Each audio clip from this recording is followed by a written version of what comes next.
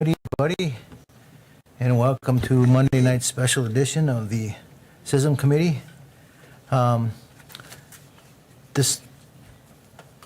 purpose of this meeting is for discussion and possible action approving the closure of the McClellan Street ramp and skywalk. And I would first like to ask if there's anybody in the chambers that would like to make comment to this issue. Nobody going once, twice? Okay. And then I will open this up by discussion. I guess maybe I will start. I took a tour of this. I walked through the ramp today. Obviously, it's dated, and I'm not going to dispute the fact that it needs to be replaced. What I am going to dispute the fact is that there's a way that this has been brought to us. You know, I get a little tired of things being brought to us. We have to have this done, we have to have this done, and we need it done 2 weeks ago. I don't believe there has been any survey taken of the buildings being, the facilities that are going to be, and the people that are affected by this. I believe that this ramp is important as it serves two of our largest buildings downtown, that being the City Square building and the Dudley Tower. I just feel that to date, I mean, as this was brought to the City Council meeting the other night, that to my knowledge, there has not been any strategic plan to move forward other than to just tear this down, unless there has been in the past. But with that, I'm going to open it up to discussion. Yes, Alder Rasmussen. Thank you. There has actually been talk of this. We, in a number of meetings in this committee, and I want to say maybe we had it also in economic development, but primarily in this committee.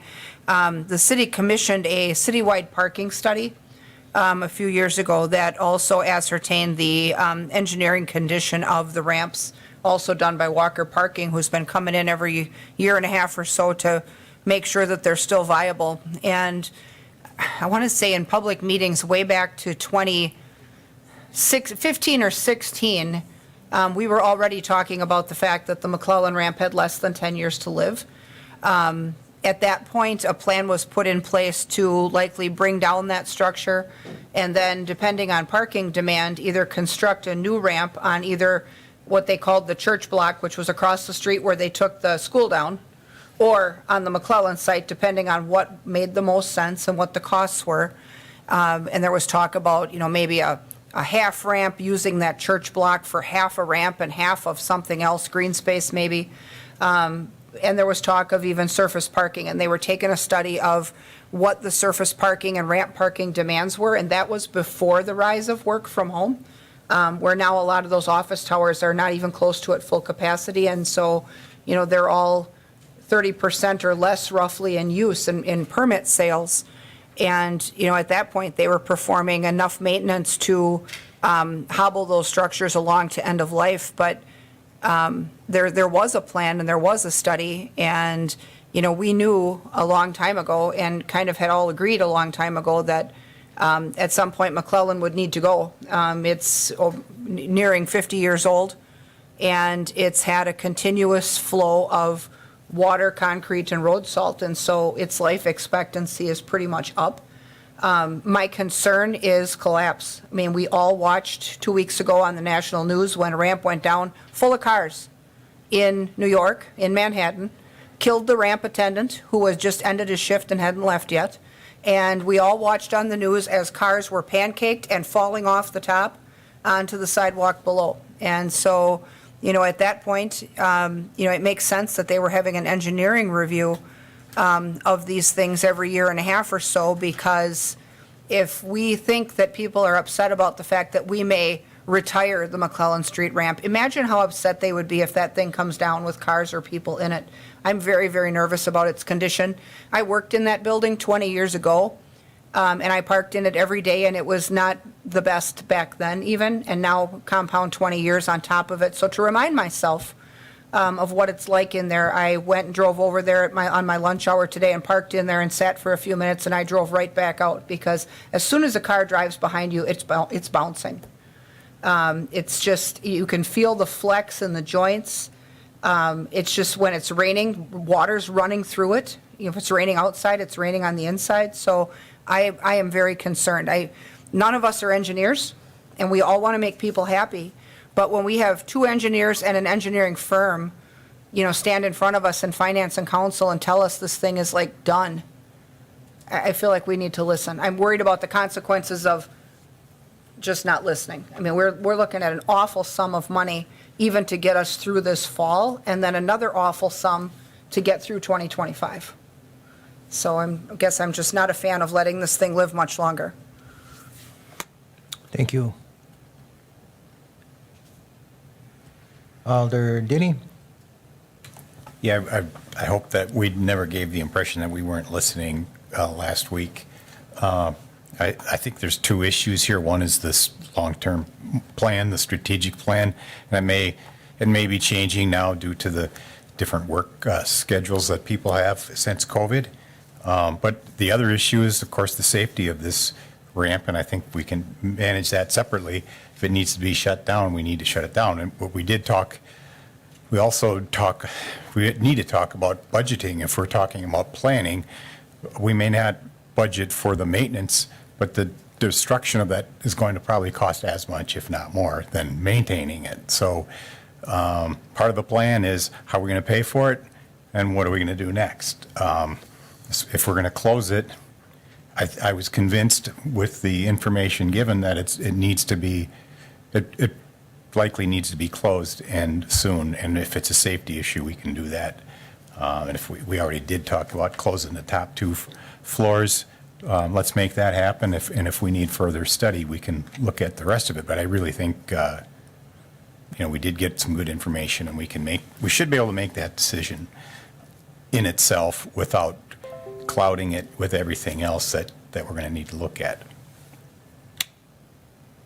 Thank you, Alder Denny. Alder Henke. Thank you. I needed some time to think this over after our whole discussion at the council meeting. I agreed with a lot of things that were said at that council meeting. The vote on this is probably not going to change. I agree with that. It's just going to delay it a little bit. But as we were talking about it in finance and at the council meeting, there were a lot of points brought up that I feel like CISM would have answered a lot of that and made it not feel like something was being missed. I also agree that the city staff has the power to, if it's really that bad, shut it down. I think we did. Alan, did we shut down those? Yes, the top level, the exposed level was closed on Friday.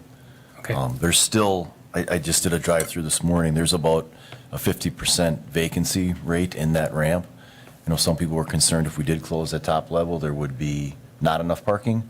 But when I went through today at 10 o'clock, there was still 50% empty with closing the top level. But we did close it on Friday afternoon. It is gated off. Did we get notices out too? No, we didn't feel we needed to get notices out, only because there was adequate parking in the rest of the ramp. And people that do want to utilize the skywalk can go to the elevator lobby, take the elevator to the skywalk level. Okay. I just know when we take away street parking from residents, it all comes through this committee. They all have a chance to come in and talk to it. And if the worst case scenario, that's what this meeting is for the businesses and people in that area, then I feel like it was worth it. I think just to give a little history with that, we didn't plan on closing it June 1 this spring, right? When we had a $350,000 budget for ramp maintenance. We went out for bids on the J.C. Penney ramp, and that came in at like $185,000, if I'm mistaken. So we had like $100,000 to put into McClellan.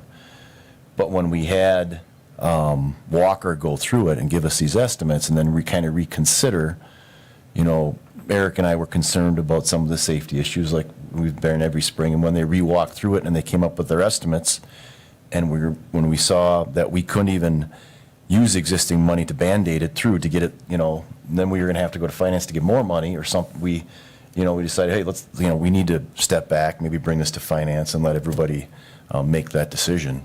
The finance committee make that decision because we didn't have enough money to even Band-Aid it together for a year. So there wasn't the intention to close it. It just kind of, that's how it kind of evolved, that we needed, if we were going to try and get it another year, we needed more money. And it was our opinion that it didn't really make sense to try and Band-Aid it through to another year. And our consultant is getting, is behind this too. When we talked to him, that they said it's one of the worst leaking ramps that they've seen. So they do, that's their number one, that's all they do is ramp construction, reconstructions. And they work primarily in the Minneapolis, Milwaukee, Green Bay area. So that's kind of how it evolved this year. That's all I had, Lou. Thanks. Alder Gisselman? Wait, yes, thank you.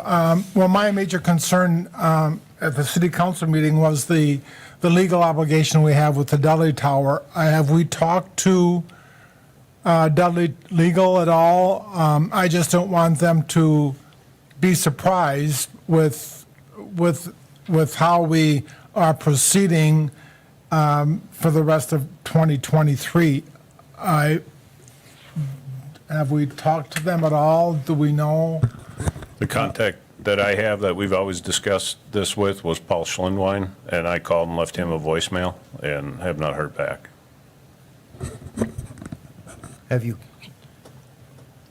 It's just that I just don't want their legal department to show up at a city council meeting someday and say, we still have, because the city has an obligation to provide a ramp from the Dudley Tower or the second tower to some kind of ramp. And I think, and I would want, and with that relationship, they were here quite a few years ago, and, talking about that relationship, and I just don't want that to hinder how we see the progress of this, or the demise, not necessarily the progress, but the demise of the ramp. So that's why I was concerned.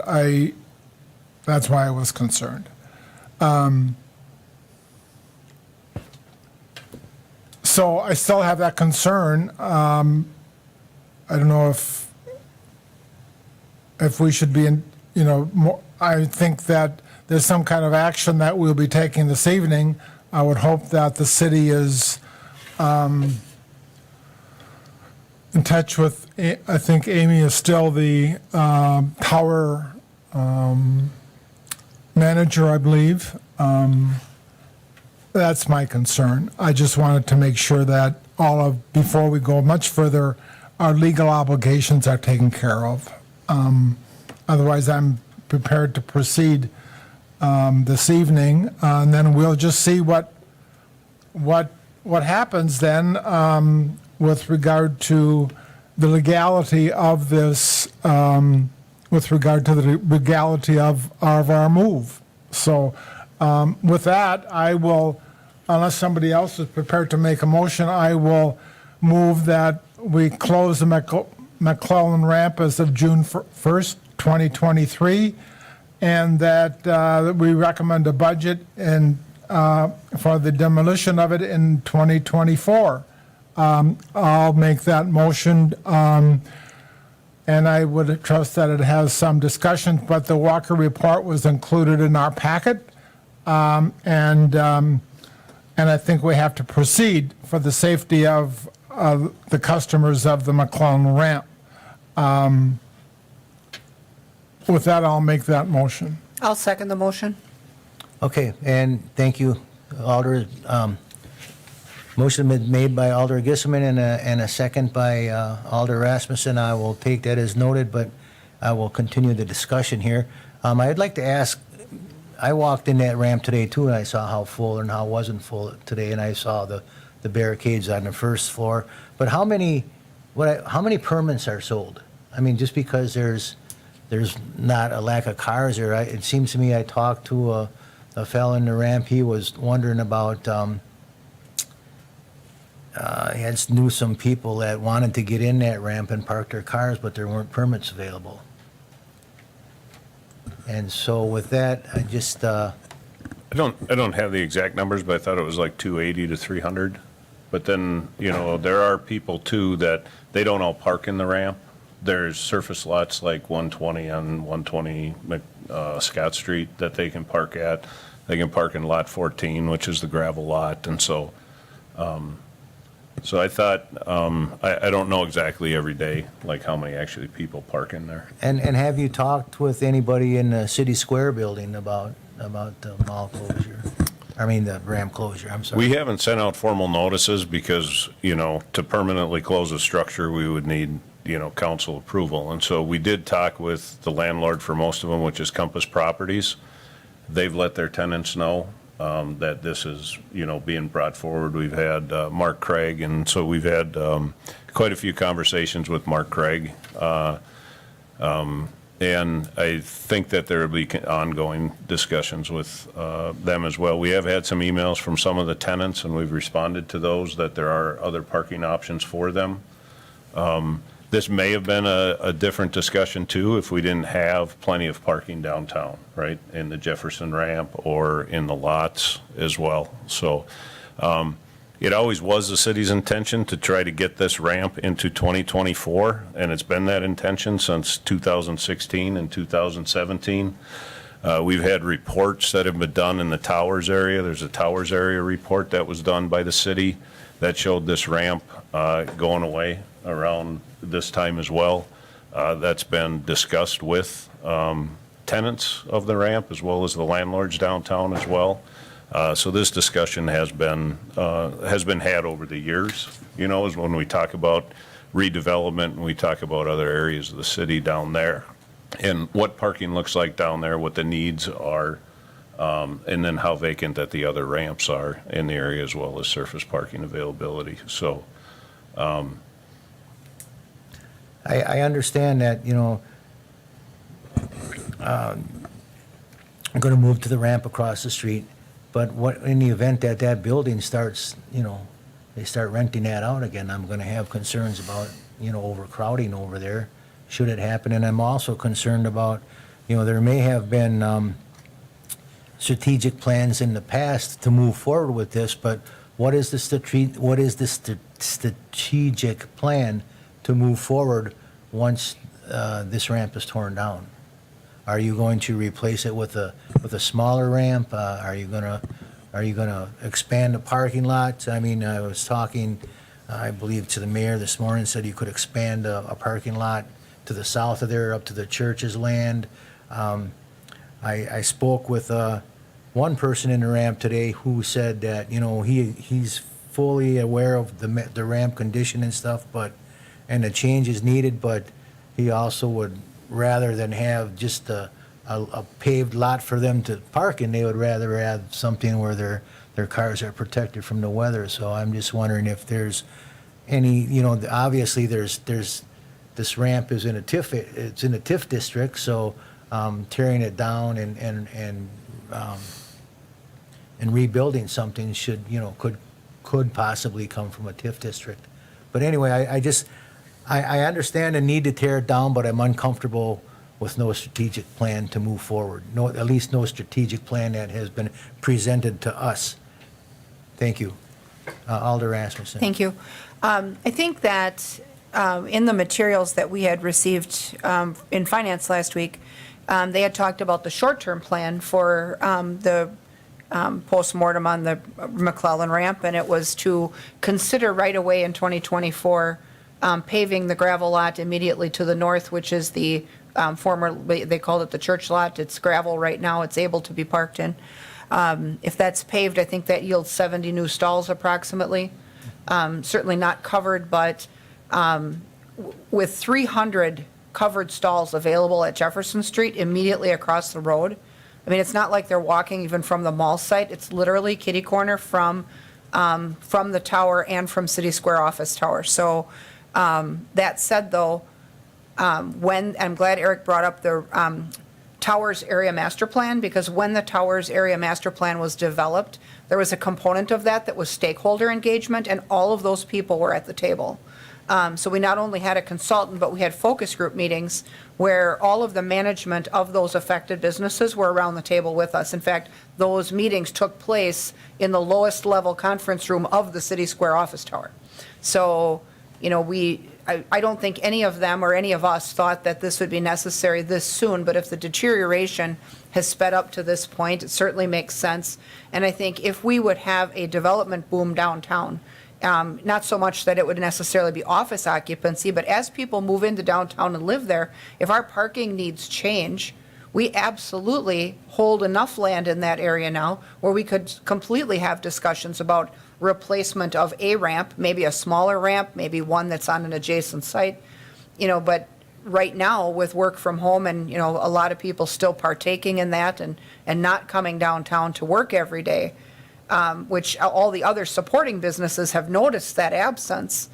I think in the immediate future, you know, we don't need to plan to reconstruct a ramp per se, but I think sitting on the land that we have from it, we could certainly revisit that if the demand is different. Thank you. And I have one more question, and that is it's probably going to be more of an inconvenience to park in the other ramp for the City Square people than it is to Dudley. They're probably going to add another block and a half to their walk. And so if there are plans to pave this lot where this ramp is occupied now, my concerns are for the elderly and the handicap that may work in that tower. That is there going to be immediate parking for those people so they don't have to walk that extra block and a half to get to their job? We do have parking in the 120 Scott Street, and there is labeled handicap parking there. I know that lot does get parked up as well. If there are concerns, we could always mark a couple extra spots if there's concerns. Those requests can come forward as well. I haven't heard of any concerns at this point, but, you know, we're willing to take a look at that and make accommodations where we can. I know that gravel lot too, we'll be working with our staff to go ahead and do some grading on that lot, add some gravel, eliminate the water and get the drainage and stuff in, so it's, you know, so it's better for people to use and more usable than what it is right now. Thank you. Ms. Brodak, would you have anything to add?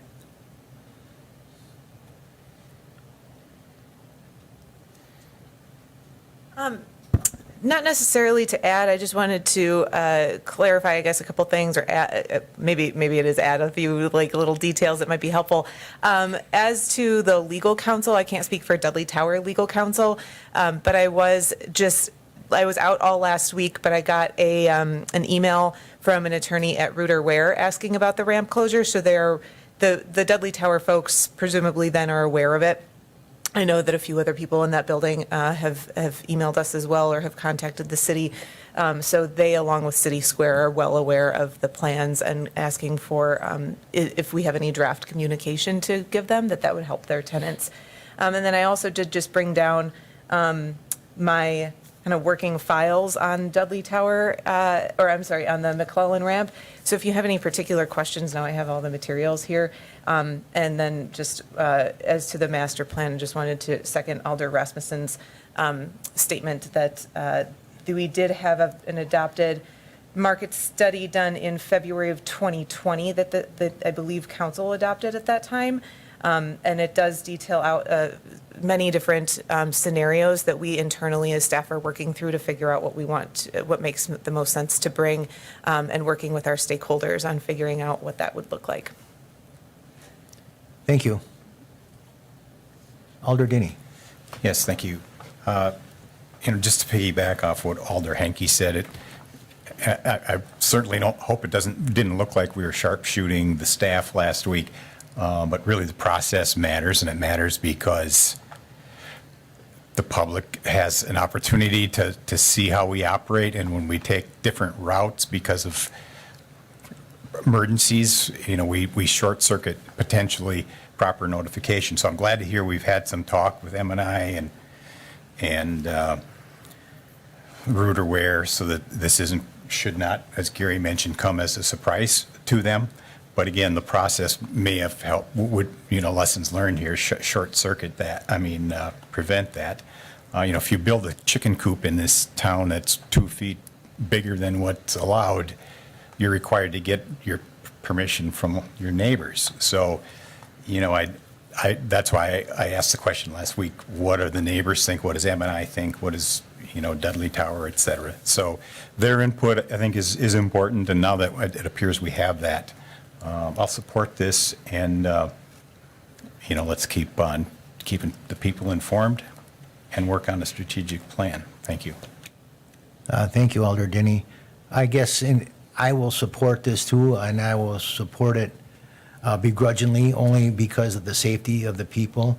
I support it begrudgingly because I don't feel that the public has been properly notified of this change. And due to the fact that there may have been master plans in the past, there's no master plan put forward as of today. And so I will support it as well. Any further comment? Motion has been made and seconded. All in- Look, Oh, do you have a, yes, ma'am?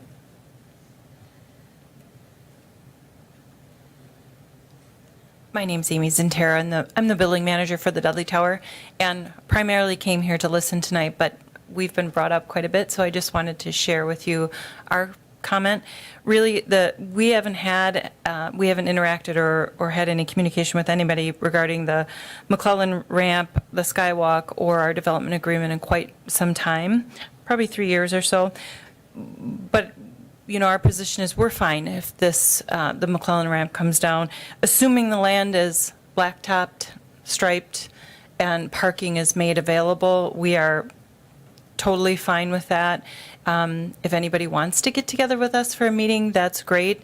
But because our name came up so many times tonight, I thought I'd better let you know that if that's how you proceed tonight, particularly if you plan to pave that over, stripe it, and have some parking available there, it sounds like maybe 70 new stalls or something thereof, we're fine with that. Thank you. All those in favor signify by saying aye. Aye. Aye. Opposed? None opposed. That motion passes. We have one other agenda item. Who wants to make it? Move to adjourn. Thank you, Alder Denny. A second. Second by Alder Henke. All those in favor signify by saying aye. Aye. Aye. None opposed. Thank you all for coming.